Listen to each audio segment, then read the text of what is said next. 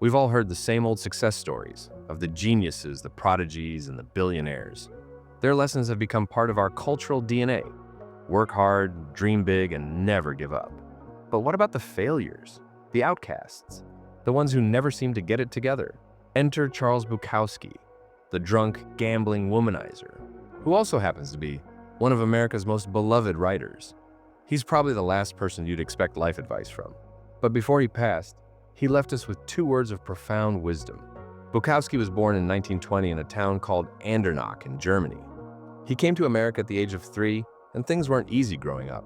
Charles was regularly beaten by his father starting from the age of 6. He was mocked in school for his accent and clothes, and through teenage years, his severe acne made him even more isolated. Bukowski dropped out of college to chase his dream of being a writer, but for decades he faced rejection upon rejection. A few stories got published, but they drew almost no money or attention. He worked in dead-end jobs, including the post office as a clerk, clocking in and out just to get by. He gambled away what little he earned and spent most nights drunk in cheap motels. But despite everything, Charles continued to write, before shifts, after shifts, and practically at any given opportunity. 30 years passed by. One long, blurry hangover. No one cared, no one noticed. But then at 50, a small publisher took a chance on him. Bukowski quit his post office job once again and went all in. In 3 weeks, he finished his first novel, Post Office. His career exploded. His dream of being a full-time writer finally came true. 6 novels, hundreds of poems, and millions of books sold. And yet when he died, his tombstone didn't say writer or poet. It read, "Don't try."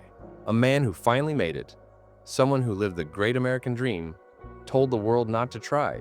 But that's where the great philosophy of Charles Bukowski begins.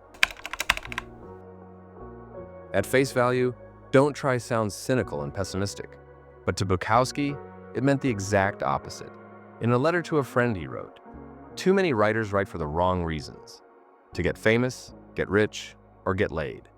When everything works best, it's not because you chose writing, but because writing chose you. And that's what 'don't try' really means. When you know your calling, you don't have to try. And if you do, it never was your calling to begin with. And often your purpose is staring right back at you. But you're too busy trying and chasing the wrong things for the wrong reasons, leading to a life wasted pursuing things you never truly wanted. As Charles put it, some people never go crazy. What truly horrible lives they must live." Bukowski didn't chase happiness.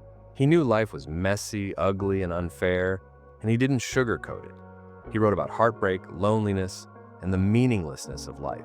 But he also wrote about the beauty hiding beneath it all, the pleasure intrinsically linked within the pain. And he didn't write because it was fun.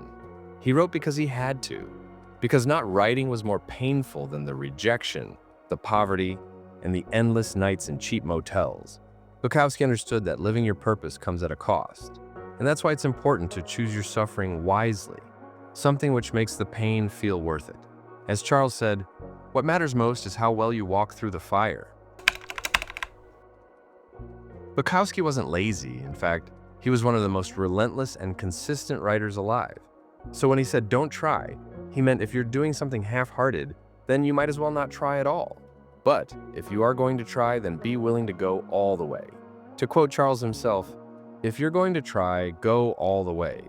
It could mean losing girlfriends, wives, maybe even your mind. But it will be better than anything else you can imagine. You may not agree with everything Bukowski said, but one thing's for sure. If you're looking for happiness in the wrong places, you'll continue searching and trying for the rest of your life. So you might as well not try.